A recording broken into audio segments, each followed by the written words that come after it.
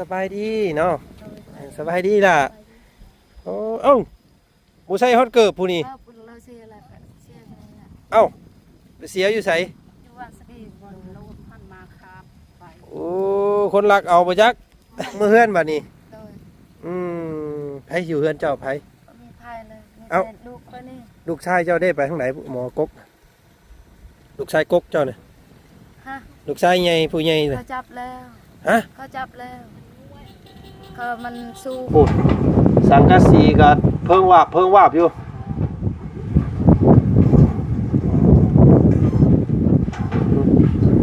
มันเป็นแตกเลยบ่ต่างอย่างกับเพื่อนน้องงามแต่ว่าเพื่อนน้องงามสังกะสีนี่ยังดีพี่น้องแต่ว่านี่สังกะสีจีกเฮ็ดนี่ได้สะดุกเจ้าบาดนี่เนาะเป็นเรื่องราวเป็นนี่ใดก่อนเมื่อกี้นี่คือว่าตำรวจจับบ่มันไปรับจ้างเขาไม่ได้หอดมือคือมันคือมันเขาจับเลยจับเขาจับทำมันแปลว่าไปอยู่น้ำไปรับจ้างมันให้ตลอดคือเงินนี่มือก็1,000มือก็50,000ฉะนั้นนี่ก็มันไปน้ำเขานี่คือน้ำเขาจับเลยมันจับผู้จักน้องคอยพากินพาอยู่คอยจนให้จับกินอะไรนี่จักมือแล้วเพิ่นไปนี่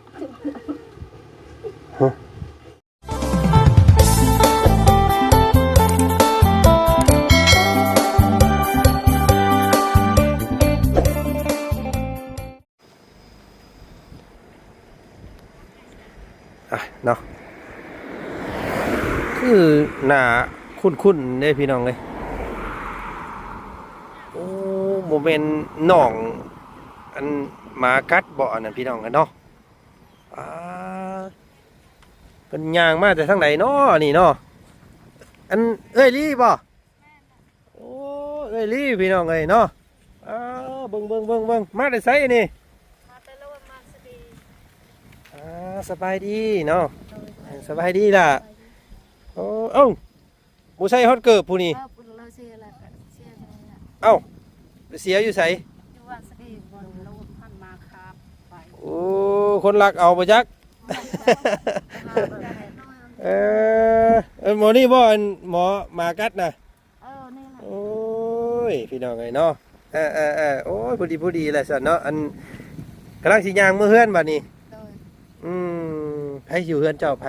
มีพายเลยมีลูกคนนี้ลูกชายเจ้าได้ไปทางไหนหมอกกลูกชายกกเจ้าเนี่ยฮะลูกชายใหญ่ผู้ใหญ่เลยเขาจับแล้วฮะเขาจับแล้วเขามันสูบนี่มันอยู่ไปเล่นอยู่เฮือนเขาเฮือนเขาเองเขาไปจับเขาไปเห็นยังนี่ก็มันไปเล่นอยู่เฮือนเขาจับมันจับน้ำเขาเนี่ยจับไปแล้วไปแต่บ้านซื้อนั่นสร้างว่าแท้อันนี้พี่น้องเลย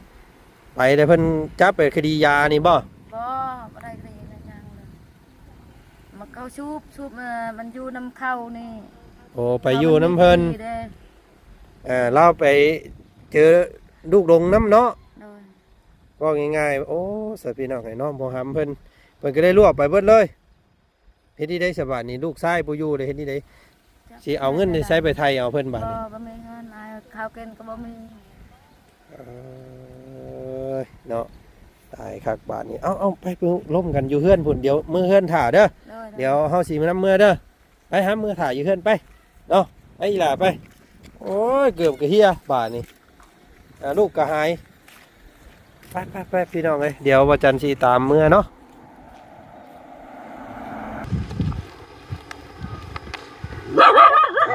ถูกเนาะก็โอเคพี่น้องเนาะตอนนี้ทางบ่าวจันก็ได้เข้ามาหรือว่านำเข้ามาเนาะก็หลายคู่หลายคนอาจจะยังบ่ฮู้จักครอบครัวนี้เนาะพี่น้องเนาะสำหรับ FC ใหม่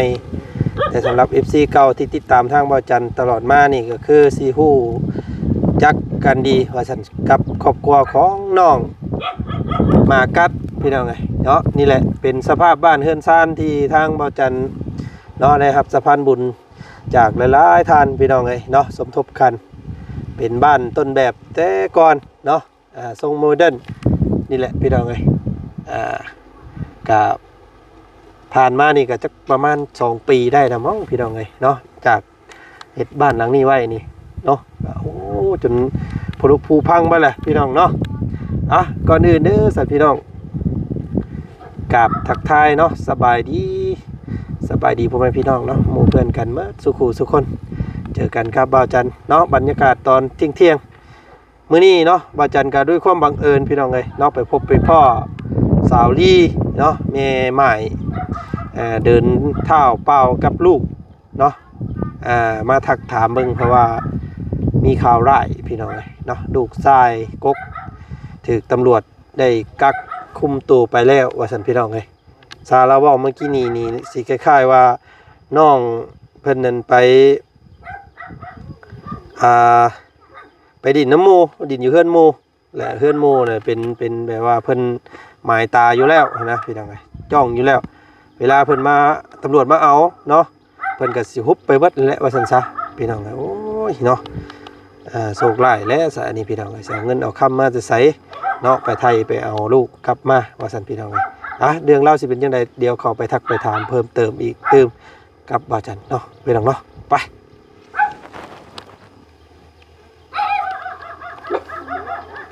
เนาะพี่น้องเนาะ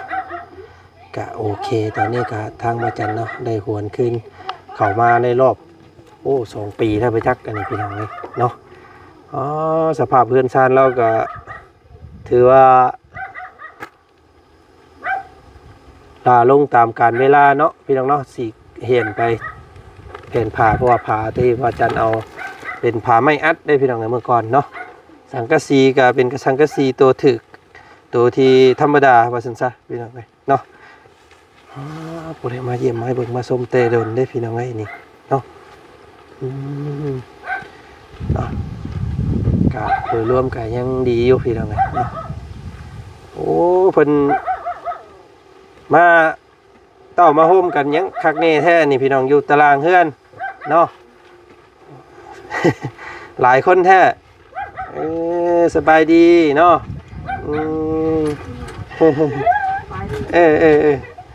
นี่พี่น้องเลยเนาะมันเย็นเนาะอยู่นี่เนาะพากันมานั่งอยู่นี่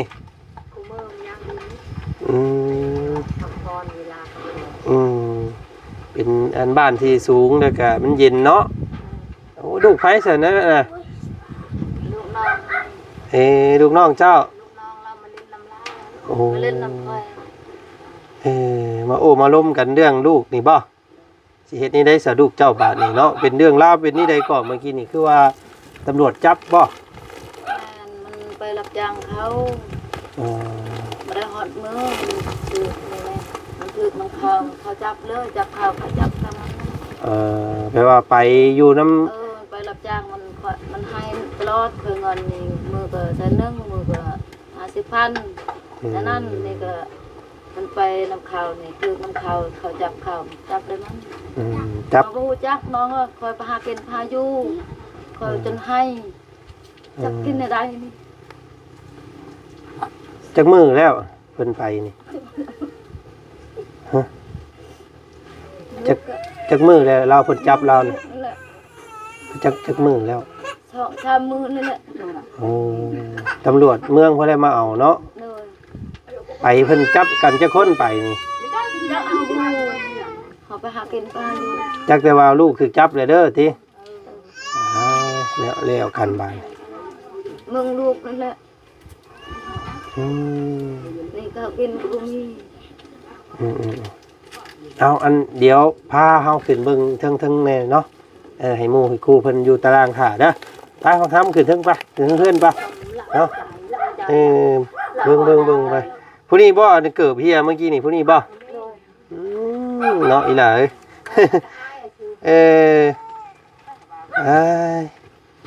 ป้าขึ้นมาเบิ่งทั้งเฮือนไปนะบ่ได้มาเยี่ยมแต่ดุนได้นี่พี่น้องเอ้ยเนาะไปขึ้นโอ้เนาะเป็นที่ใดพอดบ่2 ปีเนาะเฮ็ดมานี่ยังได้แล้วพี่น้อง2 ปีโอ้ขออนุญาตเด้อเนาะอันนี้ก็มงเป็นล้างถ้วยล้างจานอันนี้พี่น้องนี่เฮือนชานน้องเพิ่นก็ ตามการเวลาเลยเนาะเอ้ยเนาะมาไปนั่งเฮียงกันงามๆนั่งเฮียงกันนั่งเรียนกันมานั่งใกล้แม่เนี่ยมานั่ง เอาไปไหน ใส่ชาพูน้อยๆผู้หนึงผู้หญิงเด้ ตาน้ โอ้อาบน้ำแล้วผู้นั้นเนาะพี่น้องยัง4คนบาดนี้ยัง3คนบาดนี้เนาะแม่นบ่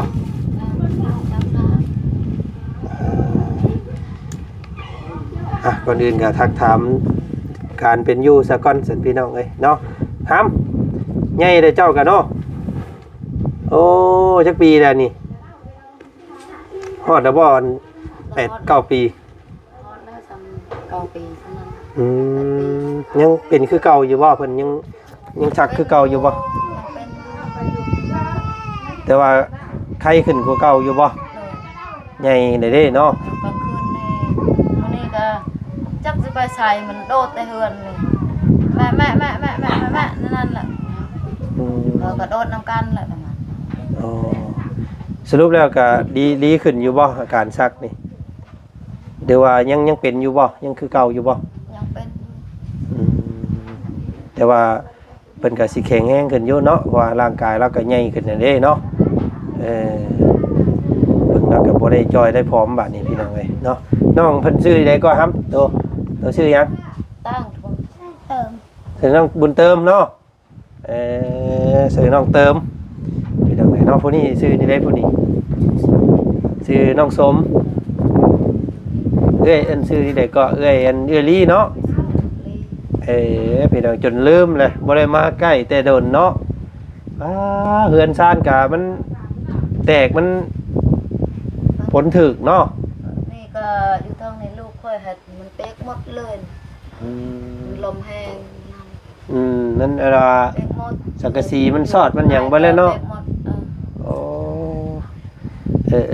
อยู่แต่มื้อใดก็ตกนี่ก็อยู่ตาราง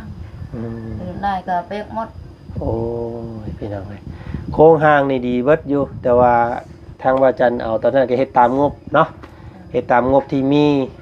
พี่น้องเอ้ยคือสังกะสีนี่ก็เอาสังกะสีธรรมดาแล้วก็ไม้นี่ก็เอาเป็นผ้าไม้อัดพี่น้องเอ้ยบ่อนใดมันบ่ถึกพลก็บ่ได้เป็นหยังนี่เนาะยังดีอยู่แต่ว่าหม่องใดถึกพลนี่ก็มันแตกพี่น้องเอ้ย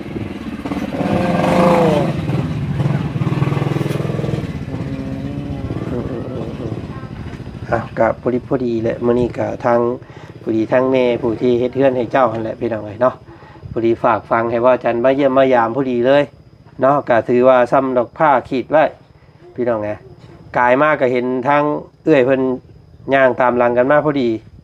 ก็พอดีว่าสิมาหาเจ้าพอดีแหละเนาะ เพราะว่าแม่ทางแม่บุญเรื่องเนาะทางแม่บุญเรื่องเพิ่นว่ามาเยี่ยมน้องมากัดในเด้อเป็นนี่ใดแล้วว่าซั่นพี่น้องไงการเป็นอยู่ของเพิ่นว่าซั่นเนาะแต่ว่ามามื้อนี้เพราะว่าได้ข่าวร้ายพี่น้องไงลูกชายเนาะเพิ่นจับไปแล้วเฮ็ดที่ใดสบัดนี้บ่ได้ไปเยี่ยมไปยามเพิ่นบ่เยี่ยมได้เงินก็บ่มีจักไปมีแต่ให้อยู่เฮือนแหละข้าวช่องมือชามมือบ่ได้กินเลยบางจอย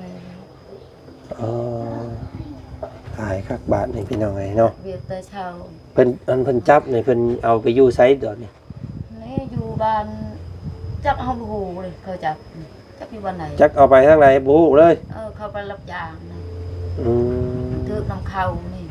เอาบ่ฮู้ว่าง่ายๆไปว่าลูกเจ้าเนี่ยหมอยังก็ซื้อเพิ่นน่ะซื้อน้องน้ำนมน้องนมพี่น้องเอ้ยเนาะเป็นอ้ายบุญเติมเพิ่นนี่แหละเนาะเป็นอ้ายกกเนาะอ้ายกกก็ไปเฮ็ดเวียกนำพวกอันที่เพิ่นขายยาเนาะพวกเสพยาดินยาแหละพี่น้องไปเฮ็ดเวียกเฮ็ดงานนำเพิ่นและเพิ่นมาฮุบเอาบาดนี้ก็เลยเอาไปนำหมดเลยไปเลยแล้วก็ดินคือกันบ่ยาเราสูบอยู่บ่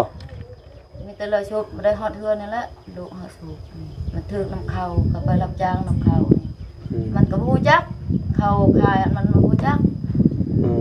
มันนี่เราให้มันสูบมันก็สูบมันถึกน้ำเข้าไปรับจ้างเขาเห็น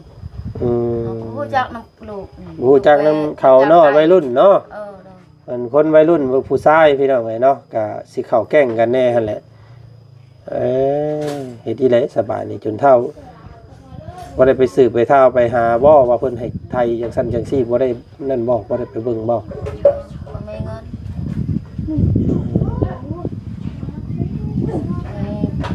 เราไปส่งเสื้อให้พวกเราก็เฮาพักเฮาก็มีเงินเฮาก็เฮาพักให้เจ้านั่นเด้อเฮาก็มีเงินพักบ่มีเงินนี่ไปรถนี่น้ำมันเงินก็มีจักปี เดี๋ยวกัน ลูกไปรับจ้างซื้อข้าวกะโล แต่เก่าน่ะพอได้ใช้เงินนำลาวหั่นเนาะเราไปหาเงินหาค่ามาได้พอได้ข้าวน้ำพอได้กินข้าวน้ำลูกชายหั่นเนาะเฮ็ดได้สบายนี่ข้าวกินก็บ่มีสิพากันกินหยังลูกก็ไปแล้วสิเฮ็ดได้เงินก็บ่มีจักปีลูกตัวนี้ก็เจ็บเบิ่งลูกตัวนี้แน่กินฮอดลูกตัวนั้นแน่ผู้นี้แต่ก่อนคือเห็นอยู่บ้านตะนางพุ่นอยู่บ้านตะนางมันเอาหลานมันแหละเอาลูกน้องคนนี้บ่ล่ะไปอยู่พุ่นบ่ตะกี้ไปอยู่พุ่นบ่มาแต่รุ่นน่ะบ่มาแต่บ้านนี่ได้ยินข่าวว่าอ้ายถูกจับแล้วก็มาส่งเนาะให้อยู่นำคอยนี่ยานคอยกินฮอดแห้งลูกคอยนี่เราไปชงมันสมเจ้าก็เข้าพระเยซูเนาะไปรวมอยู่บ้านสกีพิษใหญ่พุ่นเนาะใกล้บ้านของน้องป๊อปเพิ่นพุ่นพี่น้องเอ้ยถึงบ่จันก็บ่ได้ฮู้ได้ว่าเพิ่นเข้าอยู่หั่นเนาะแต่เก่าก็ไปอยู่หั่นหลายอยู่แต่ว่าบ่ค่อยเห็นกันเนาะสมเจ้าเข้าแต่หึงได้บ่เห็นอยู่บ่สมเฮาอยู่หั่นก็เห็นอยู่บ่เนาะแต่ว่าบ่จันก็บ่ได้ฮู้ได้ว่าเพิ่นเข้าอยู่หั่นเด้อพี่น้องไอ้บ่จันก็เห็นหาก็เห็นมื้อนี้เนาะให้เพิ่นออกมาหั่นเนาะตามที่พระเจ้าก็ดีแหละพี่น้องไอ้เนาะข้าพเจ้าพระเจ้าเพิ่นมันจังบ่ได้ถืออย่างหลายเนาะบุญเติมเอาหามาขนมเนาะอันนุ่มมือเอาเนี่ยเอาอันระเบ้าซื้อกันซาลาเปามาน้ำแน่ครับมีไว้ต้มสู้กันกินเด้อนุ่มมือโอ้ยเนาะบ่ได้เข้าโรงเรียนบ่เข้าโรงเรียนยังเข้าบ่ได้เรียนเพิ่นยังปิดอยู่เพิ่นยังปิดเทอมอยู่เข้าป.ใดแล้วครับป.ใดแล้วตัวเข้าป.ยังป.1เขียนเป็นอยู่บ่ชื่อบ่เป็นบ่โอ้ตั้งใจเรียนเด้อพี่น้องใหญ่ไว้ซั่นหมอนี่ก็เนาะพี่น้องเราเห็นกันแต่น้อยมาพอนี้จุดเป็นบ่าวเลยเรียนนี่ก็เรียนบุญเติมตัวจะไปยุ่งกับยาเสพติดเด้อตัวบ่ไปเฮ็ดคืออ้ายตัวเด้อเห็นบ่ตัวเฮ็ดคืออ้ายตัวเพิ่นจับเห็นบ่เนาะบ่ต้องไปอันยุ่งนำเด้อบัดนี้เด้อโอ้ยพี่น้องเอ้ยเนาะคนในบ้านนี่บ่เพิ่นมาเอานะคนอยู่บ้านใดบ้านเฮามันแบบอยู่แก๊งเดียวกันบัดนี้เนาะเฮ็ดเวียกเฮ็ดงานนำกันเพิ่นเอาไปเบิดเลยเนาะตายพี่น้องเอ้ย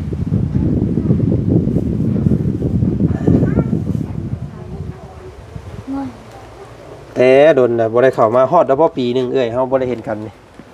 ฮอดบ่ปีนึงลืมเลยเนาะจนเดือนจนพังจนเพ่เพิ่นพี่น้องเอ้ยเนาะให้ให้ป้าลุงเพิ่นเบิ่งนี่เด้อเบิ่งกันเด้อแต่ว่าเย็นได้เฮือนดาวเด้พี่น้องเอ้ยเนาะเย็นนี่เห็นบ่ลมพัดจ่วยตะโป้พี่น้องไปบ่แล้วเฮือนเนาะโอ้สังกะสีก็เพิ่งวาบอยู่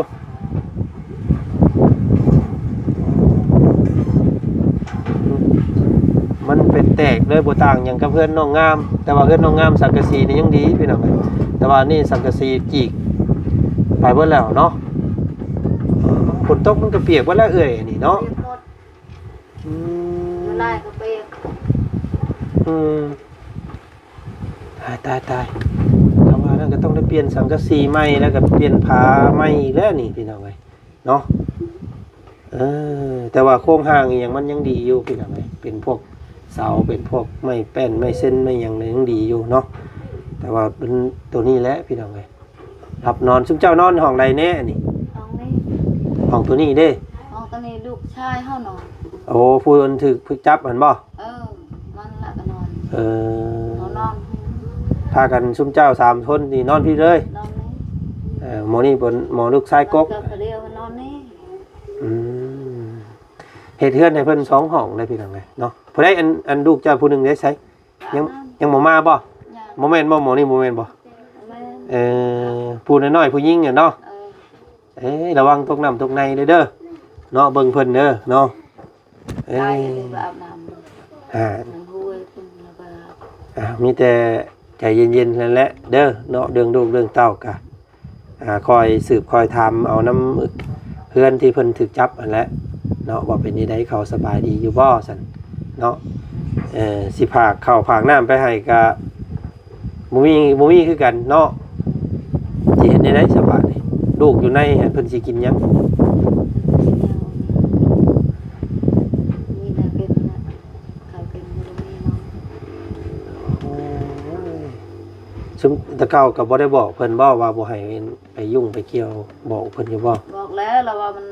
มาก็ไปรับจ้างคุยกับโบกนี่ ไปขูดยางโบงให้เพิ่น อยู่บ้านแสดง ก็บ่ได้คิดว่าลูกสิดินหืดดินยานํเนาะ รู้จักน้ำลูกนี่ ก็บ่ฮู้เรื่องราวเป็นจังไดแหละพี่น้องเอ้ยเนาะบางเทื่อน้องเพิ่นก็อาจจะดินหืดดินยาน้ำหมู่น้ำครูแน่เนาะบางเทื่อก็น้องเพิ่นก็อาจจะเฮ็ดเวียกเฮ็ดงานน้ำหมู่ซื่อๆเนาะแต่ว่าบัดเพิ่นมาเอาหมอที่ดินหืดดินยาบัดฮุบไปเบิดเลยเนาะแบบว่าลูกลงไปน้ำเลยนะพี่น้องเอ้ยเพราะว่าคนเฮานี่มันถ้าไปอยู่ในแก๊งไปซั่นแล้วเนี่ยเพิ่นเอาไปเบิดด้วยได้เพิ่นบ่ได้เอาไว้ได้พี่น้องเอ้ย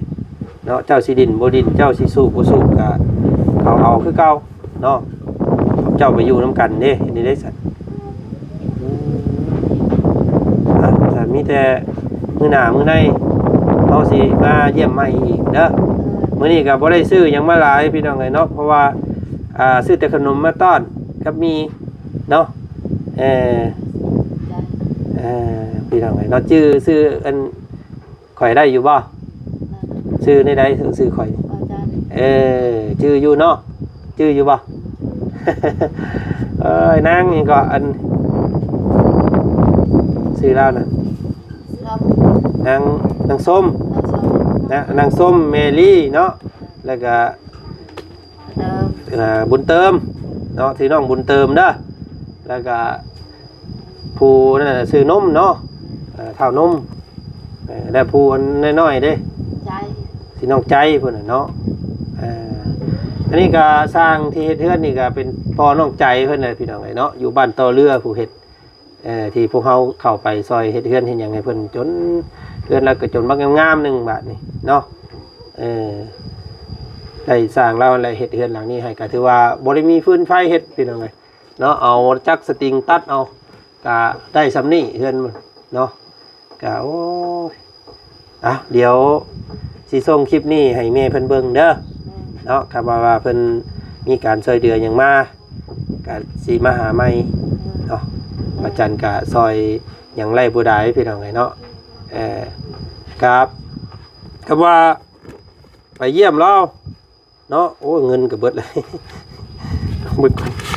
ได้พี่น้องเอ้ยเนาะมึงเด้อก็ว่าไปเยี่ยมไปอย่างนั้นน้องเพิ่นก็ซื้อข้าวซื้อหยังไปต้อนเพิ่นแน่เด้ออันบ่จันเอาเงินให้100,000เด้อไปเยี่ยมลูกเจ้าแน่น้องนุ่มเพิ่นน่ะจักมื้อเลยพี่น้องโอ้ยตายแล้วบ่ได้กินข้าวกินน้ำแล้วเนาะอยู่ในนั่นคุกในข้างชับเอาอันผักซื้อของอยู่ของกินไปให้เพิ่นนี่เด้อเอา100,000เด้อเนาะเป็นยังไงทางบ่จันก็เข้าใจหัวอกนี่ดีอยู่เนาะเพราะว่าทางบ่จันก็เคยพ่อกับตัวเองมาอยู่เนาะกับเหตุการณ์แบบสี่พี่น้องเลยเนาะคือว้าวนี่แหละคือเห็นนี่แหละพี่น้องเลยเนาะทางทุกพ่อก็สีคล้ายๆกับน้องคนนี้แหละว่าซั่นซะเนาะเอาสู้ๆซะเอ้ยทางเฮา ไปทางอื่นต่อก่อน เดี๋ยว พ่อกันใหม่เด้อเนาะสบายดีล่ะเนาะสบายดีฮัมเนาะตั้งใจเฮียนเด้อตัวเด้อจะไปดินหือดินยาได้เด้อยินบ่เพิ่นจับไปอีกเด้เนาะเอ้ยแล้วกันพี่น้องไงกันเนาะไปสันเนาะอันเก็บไปเด้อไปผากกันให้ลูกชายนี่เด้อป้าลงดุมป้าลงไปเบิ่งป้าลงพากันลงดุมป้าอันนี้บ่มุงมันบุ่งล่างสวยล่างบนนะโอ้ยพี่น้องเลยเนาะเพราะว่าเฮ็ดตอนนั้นเนาะเฮือนเรากับบ่ได้มีเฮือนครัวนะให้เพิ่นจุอยู่ตารางฟืนไฟว่าซั่นเนาะไปลงดุมไปไปห้ามลงครับโอ้เนาะ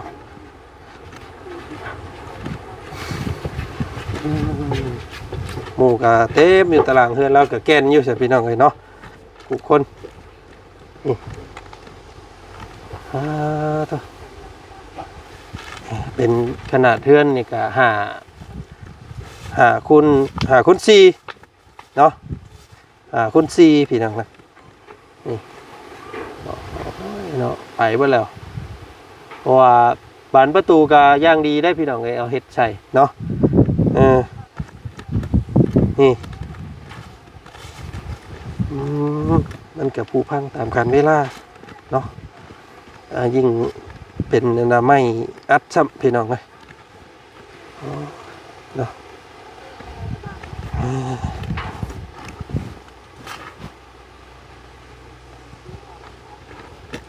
เนาะพี่น้องเนาะก็ถือว่าทนทานอยู่บ้านหลังนี้ก็ได้พี่น้องเลยจังไรก็ให้กำลังใจทางดีเพิ่นเนาะลูกก็ถูกจับประสันพี่น้องเลยเนาะเขากินกระมดเนาะโอ้จังไรก็ฝากพ่อแม่พี่น้องคือเก่าแล้วพี่น้องเลยเนาะเบิ่งส้มครอบครัวนี่เนี่ยเนาะก็เป็นครอบครัวที่ถึกซอยเดือตั้งแต่แรกเนาะก็บ่มีการต่อยอดใดๆเราก็ได้พี่น้องเนาะสำใดก็สำนั้นคือเก่าบ้านเงินซานเพิ่นก็ได้เป็นแม่ใหม่พี่น้องเนาะผัวตายพระ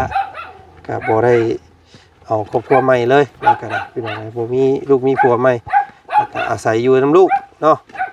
จังได๋ก็เดี๋ยวบ่จันสิมาหาน้องเพิ่นใหม่อีกถ้ามีอีหยังก็